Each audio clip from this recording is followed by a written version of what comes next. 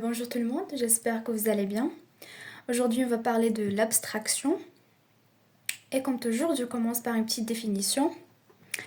L'abstraction consiste à cacher les détails complexes d'une implémentation et ne montrer que les fonctionnalités importantes à l'utilisateur.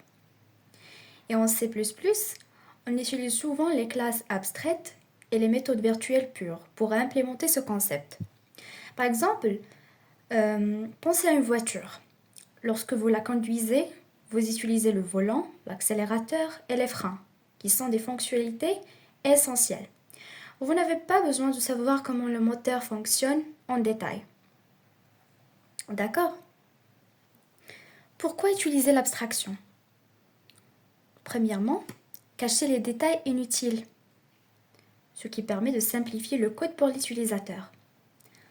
Standardisation, c'est-à-dire que toutes les classes dérivées suivent un modèle ou un contrat. Troisièmement, facilité de maintenance, c'est-à-dire que les détails d'implémentation peuvent changer sans affecter l'utilisateur. J'ai tout à l'heure donné l'exemple de la voiture. On peut également donner l'exemple des formes géométriques. C'est l'exemple sur lequel on va travailler dans cette vidéo. Imaginons donc un programme qui calcule l'aire de différentes formes géométriques, rectangles et cercles par exemple. L'utilisateur ne doit pas se soucier de comment l'aire est calculée. On va voir cet exemple par la suite. Voyez cette partie? Ce sont des outils utilisés pour l'abstraction en C++. On a les classes abstraites. Une classe abstraite, c'est une classe qui contient au moins une méthode virtuelle pure. Et aussi, on utilise une méthode virtuelle pure. Une méthode virtuelle pure, c'est une méthode qui est déclarée mais non définie dans la classe de base. On la rend égale à 0. On va voir ça dans l'exemple.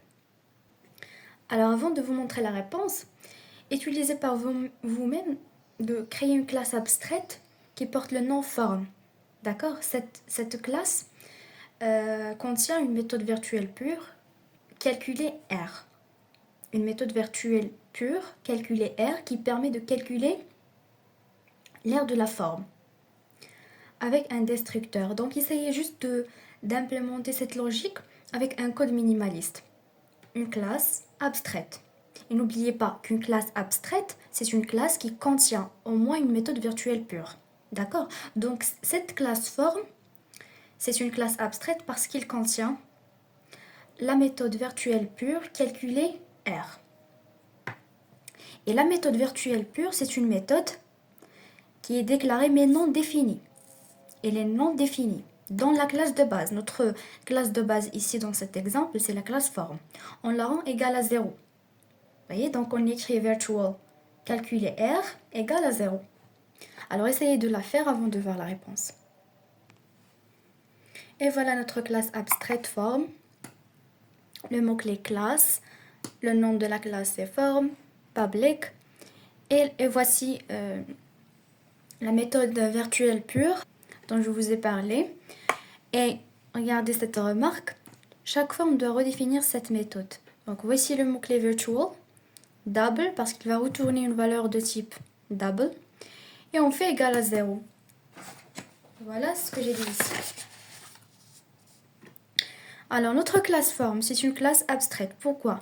Parce que cette classe contient au moins une méthode virtuelle pure qui est calculer R.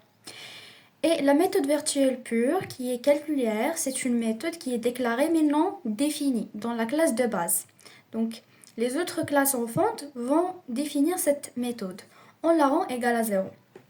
Comme ça, vous comprenez les définitions que je vous donne. Et ça, c'est un destructeur virtuel juste pour une gestion correcte de la mémoire. Maintenant, on passe aux classes dérivées.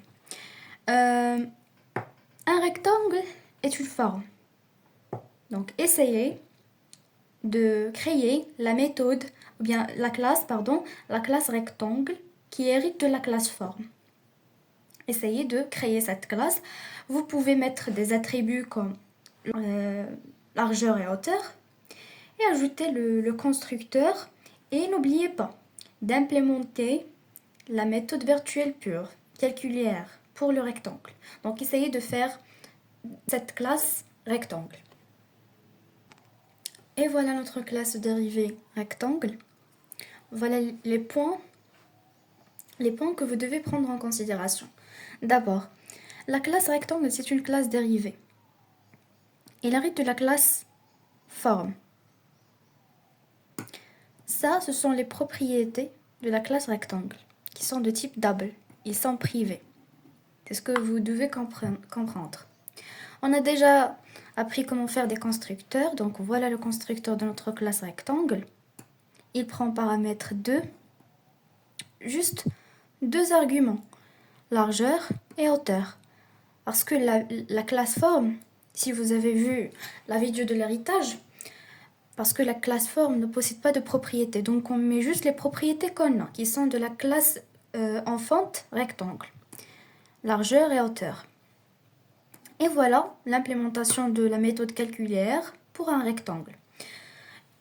Ici, dans la classe mère forme, on a juste déclaré la méthode virtuelle pure, calculer R, et on a mis égal à 0 parce que dans la classe enfante, on va définir cette méthode. Et voilà ce qu'on a fait. On a tout simplement retourné le résultat, qui est largeur fois hauteur. Il est de type double. Et n'oubliez pas le mot-clé override, parce que notre méthode ici dans la classe parente est virtuelle. Alors essayez de faire la même chose et créer la classe, la même chose que ça, et créer la classe cercle.